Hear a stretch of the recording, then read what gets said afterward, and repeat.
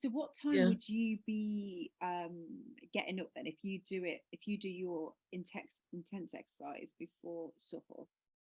Yeah. So like if now it's 5 for Fajr, I will be waking up about 3:30, and then I will do my exercise for about, I don't know, sometimes 15 minutes to half an hour. By the time you get up, you brush your teeth, you wash your face. I'll do like the morning routine. So I'll make sure that I'm waking up for the day. I'm starting my day now. And I'll change, get my clothes on, do the exercise, then I'll do tahajjud as well. So I take the opportunity, like I don't see it as a bad thing. Like I'll take the opportunity to do tahajjud and ask Allah for anything. And in Ramadan, that's amazing. Like I feel like I'm double winning here, we're triple winning.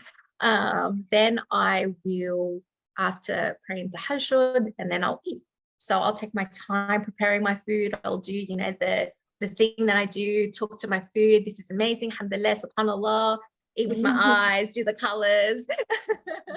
And then I'll pray Fajr, I'll do my dhikr for that, and then I'll start my day. I'll start my work or whatever I need to do. I'll do the things that take up a lot of my mind will be done earlier on in the day.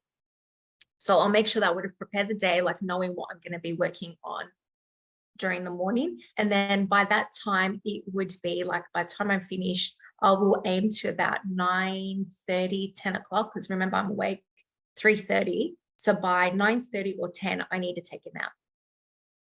And I'll take that nap and I'll allow my body, and then I'll allow my body. And then I would hopefully by then be waking up just before Dhuhr. And I'll be praying Dhuhr, then I'll continue the rest of my day. Yeah, that's a really good routine, actually. Yeah, and that's why it's the switch between either that early 3:30 or then, because then by the time it's Asr, it's about 4:30. So say if I'm waking up for Dhuhr, then I'm going to work from Dhuhr to Asr. That's going to be like from 12 or 1 o'clock to about 4 o'clock. Because then I'll do the yoga if I can. I'll just either do half an hour or 15 or even 10 minutes, to be honest. Not even that long. And then I'll start preparing for winding down and doing the fطور as well. Yeah, mashallah. I think I might need to wait a few years until I do that one. And that changes over good. That changes over time. It didn't become like that on its own. It was learning to adapt to my body, what I was going through. And that's why, like, if exercise is a non-negotiable for you, just figure out when, if I haven't done it in the morning, I'm going to do it at night somehow. And then the intensity is obviously going to change if it was done from the beginning to when it's done at night. And just giving yourself the option, working it out, saying, if I did it in the morning, this is what it's going to look like. If I do it at night, this is what it's going to look like. Not just turn up on the day and be like, I wonder what I'm going to do today. It's just having the plan and the routine in place and having trialed it out and knowing what works for you and your body.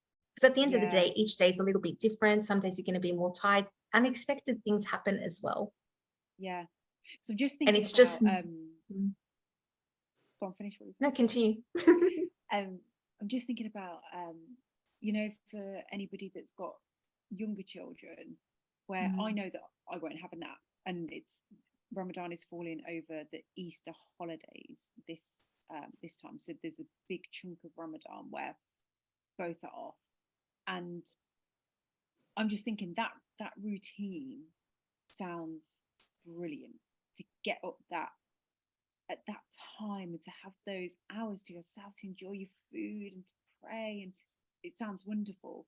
But I also think for the ones that have got younger children that know they're not going to be able to get a nap if their kids are off school or for whatever reason, or they just simply don't have time to nap, as you say, perhaps there's an allocation later on where you can fit in that time. Because I'm just thinking for myself personally, like when would I do it if I really wanted to exercise, which I love yoga and Pilates, love it, and I really do feel like during Ramadan it's such a great time to start taking care of yourself, and even if it's 20 minutes, find that Even time, roll 10. out a mat or get on the carpet and just Yeah. feeling after some lovely, isn't it?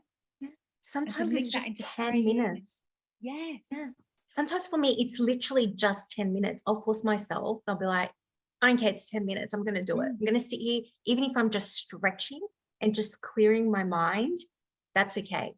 Yeah. I did something better than nothing.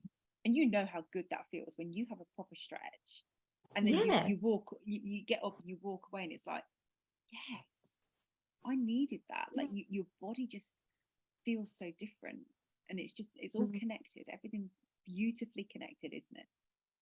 I think for mothers as well, perhaps, I don't know, a suggestion would be utilize that time, the waking up early for yourself, even if your kids aren't going to wake up and you're not going to get them sort of on your routine, but do that part for you, then wake them up at a good time in the morning where you'll know they'll wake up at that time, and get them used to that routine, because you also want to get your kids used to waking up for Fajr and possibly the Hajj where they can. That takes years of practice. That doesn't just happen.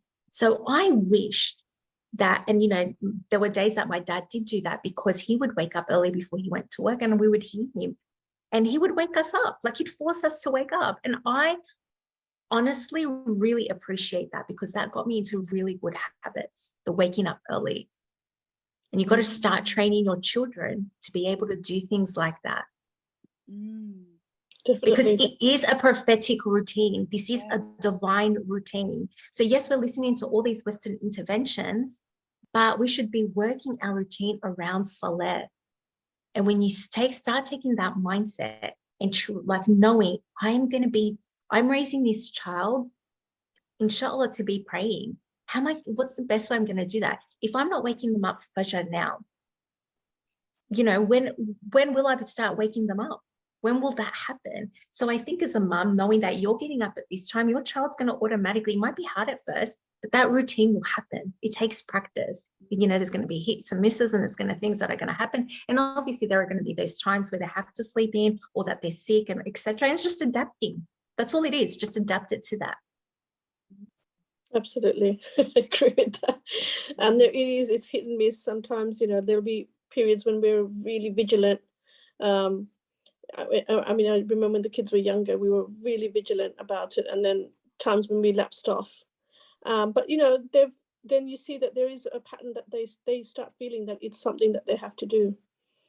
So if there are days when they don't, I know that's them trying to sort themselves out. So alhamdulillah, you're right. It's something that you have to keep on. You have to work at it for it to become a habit. Just like you say, dinner time is a habit. We all sit down, have dinner together. That's a habit that you're forming.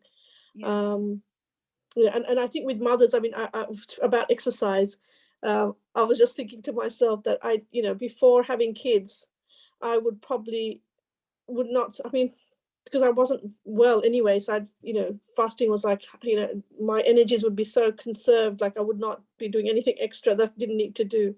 But I think when I had the children, I used to feel like they were my exercise. Running around and going to the parks, because they need to go. They're even if they're fasting. Like my oldest one, he was fasting from when he was 6 or 7 years old, but they still had so much energy, and you still have to take them out, and that's your exercise. Like really, exhausting. 100%.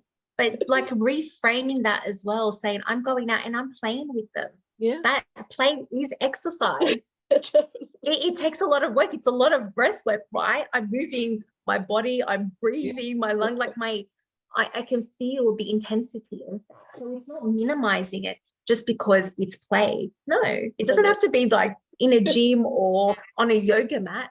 Yeah, no, or that counts as exercise walking, as well. Yeah, walking with your children. I mean, walking is, as you said, it's a very good form of exercise. So lots of walking in parks, and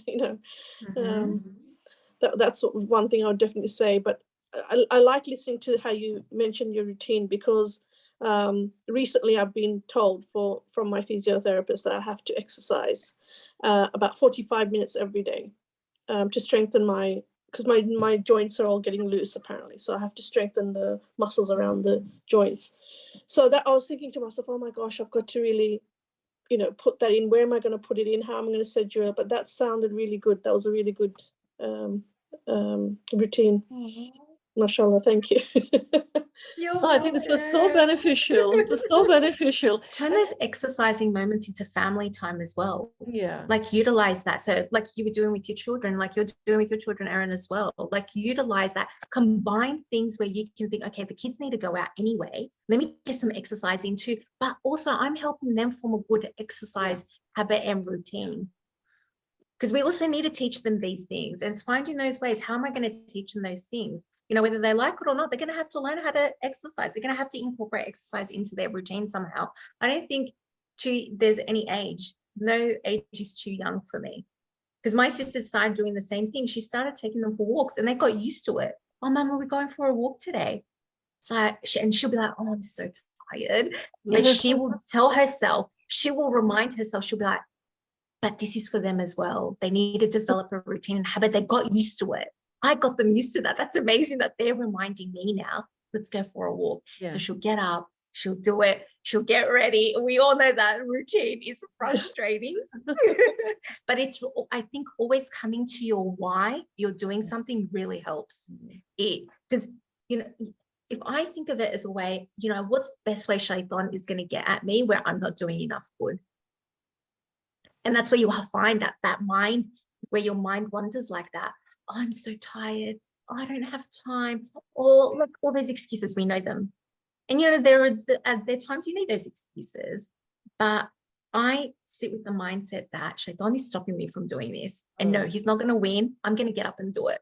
Because not only is it benefiting me, but it's also benefiting the descendants and then eventually the ummah as well. Because it's those little small targets that he's going to get in and do. It's not those big things that we think about. It's those daily little consistent things. That's why consistency is mentioned in our religion. That's why it's important. Because consistency matters over time. Yeah. Absolutely.